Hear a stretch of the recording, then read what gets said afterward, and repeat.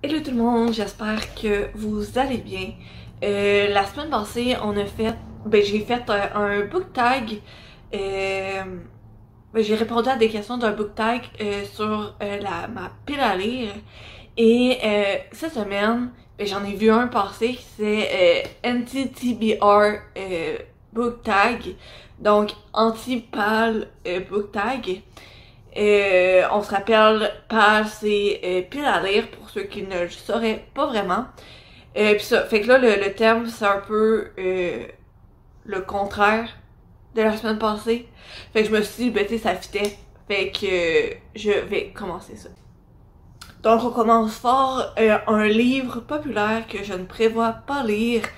Ben j'en avais un en tête, mais je vais le garder pour une autre question parce que ça, je vais en reparler. Mais sinon, il y a la série une épine. Attends, je l'ai marqué. Un palais d'épines et de roses. Je me suis fait juste à son nom de famille, Mass. Honnêtement, ça m'intéresse pas. La série m'intéresse pas plus que ça. C'est l'air quand même intéressant, mais il y a plein d'autres livres qui m'intéressent plus. Fait que c'est ça, j'ai pas la lire. Deuxième énoncé, un auteur ou un auteur classique ou un livre classique que je ne prévois pas lire. C'est déjà moi j'aime pas tant les classiques, mais je dirais Roméo et Juliette. C'est un classique que je ne prévois pas lire. Je vais peut-être lire comme ben ça, j'ai un livre dans ma bibliothèque. C'est quelque chose Delights, que c'est un remix dans le fond de Roméo et Juliette. Ben dans le fond l'auteur se base sur cette histoire-là. Mais dans l'histoire, tu sais, c'est deux gangs en Chine dans les années 1900 quelques. Fait que tu sais, on s'entend, ça ressemble pas tant à Roméo et Juliette, à part que t'es les deux protagonistes sont de deux clans différents. Mais c'est ça, fait que tout ça pour dire que un classique que je prévois pas lire, c'est Roméo et Juliette, simplement parce que déjà je connais l'histoire parce que tout le monde en a genre c'est qui en a pas entendu parler. Fait que je ressens pas le besoin de le lire. Fait que je vais passer au prochain énoncé. C'est un auteur ou une autrice que je prévois pas lire les livres. Et ben le livre que justement, le livre populaire que je prévois pas lire, ben j'en ai parlé aussi un peu ici. Un autre livre populaire que je prévois pas lire. Les livres de J.K. Rowling, ben les Harry Potter, j'ai déjà essayé de les lire, j'ai jamais embarqué, j'ai jamais réussi à embarquer, fait que c'est ça. Puis je sais que J.K. Rowling, elle a fait d'autres livres, ils m'intéressent pas plus que ça, anyway, mais aussi, déjà, je sais pas si vous le saviez, mais J.K. Rowling est quand même une autrice problématique. Vous faites de ça ce que vous voulez, mais genre, en sachant pertinemment qu'elle a tenu des propos assez transphobes, ben c'est ça, je veux pas l'encourager là-dedans. Ça m'énerve, je vois la luminosité de la vidéo fluctuer, fait que j'essaie de pas trop bouger. Je vais rester ici. Fait que ça, tout ça pour dire que J.K. Rowling, elle a tenu des propos transphobes et je veux pas comme donner de l'argent à une autrice que je ne suis pas en accord avec les propos. Et je sais que il y a probablement plein d'auteurs d'autrices qui sont problématiques.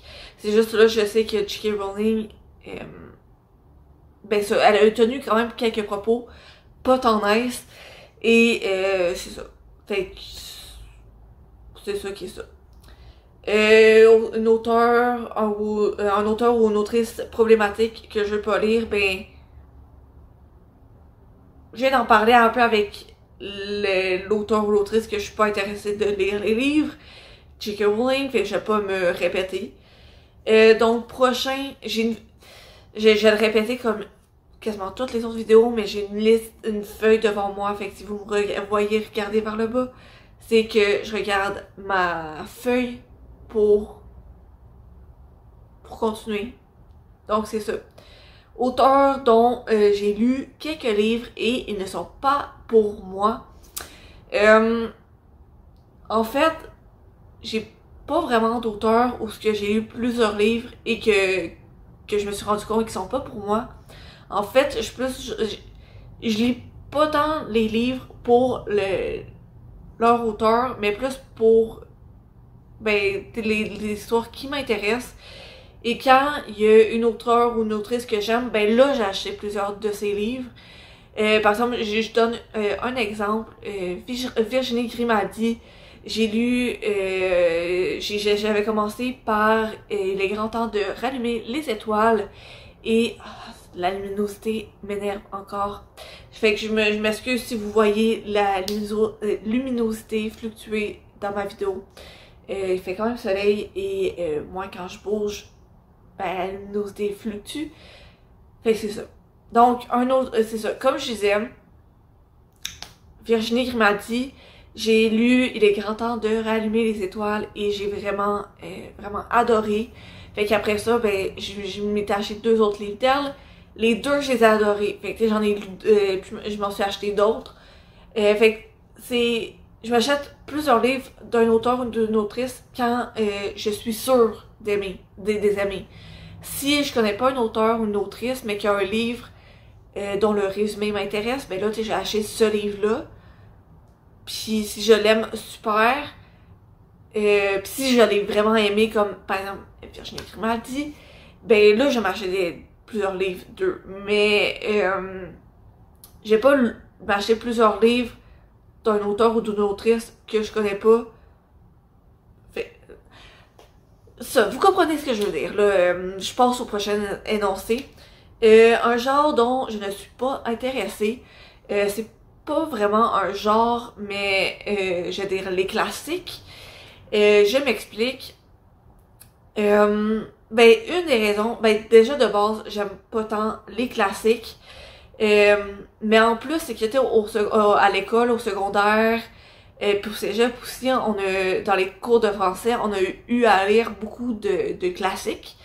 Ce qui, c'est quand même normal, mais lire quasiment que des classiques à la longue, c'est plate.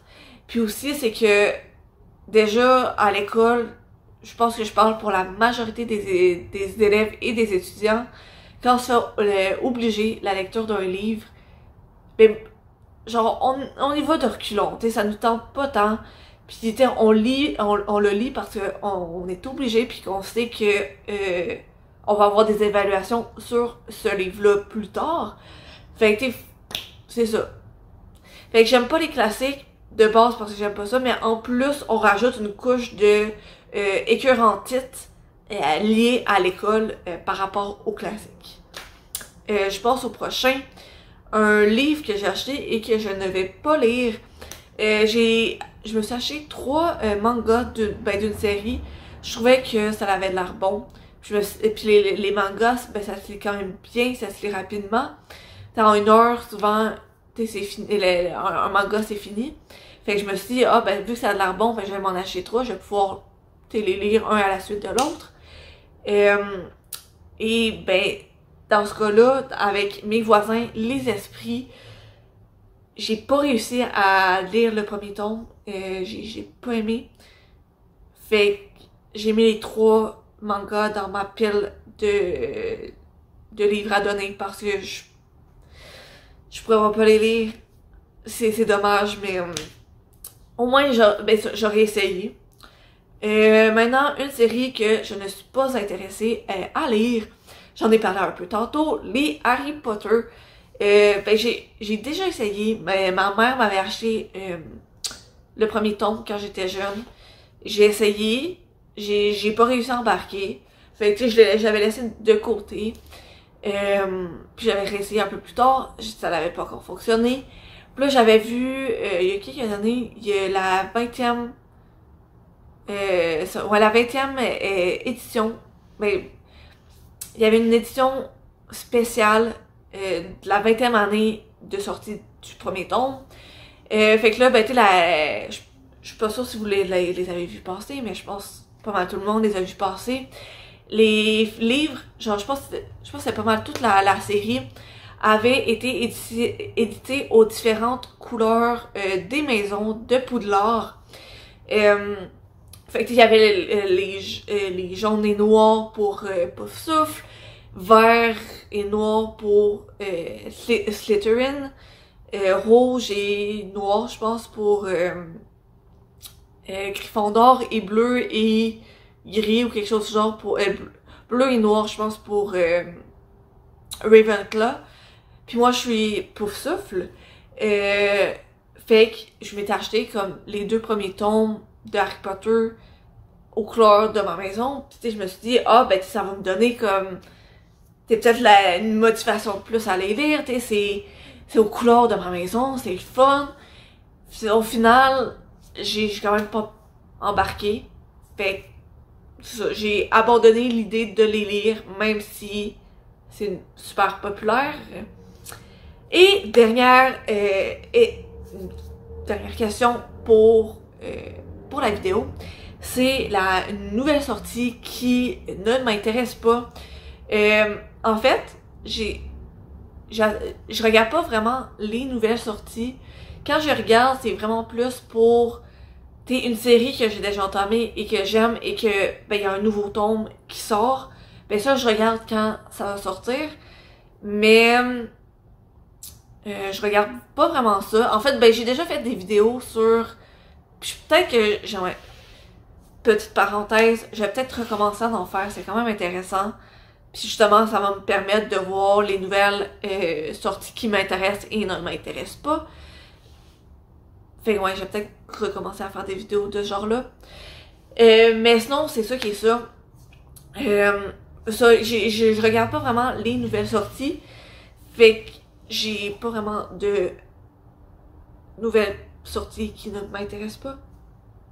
Donc c'était ça qui était ça pour ma vidéo en anti-pal book tag.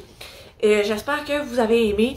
J'ai oublié de le demander au début de ma vidéo, mais c'est ça, j'essaie de faire ça.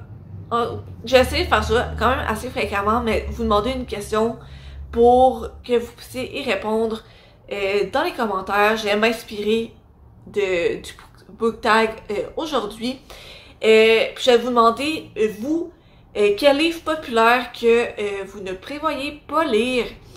Je suis vraiment intéressée de savoir s'il y a d'autres monde qui ont des livres populaires qui ne prévoient pas lire. Sinon, n'hésitez pas à vous abonner à ma chaîne si ce n'est pas déjà fait et liker ma vidéo, j'apprécierais beaucoup. Mais déjà, que vous regardez ma vidéo, je suis vraiment contente, je tiens à le dire. Sinon, ben, je vous souhaite une bonne journée et on se retrouve dans la prochaine vidéo. À la prochaine.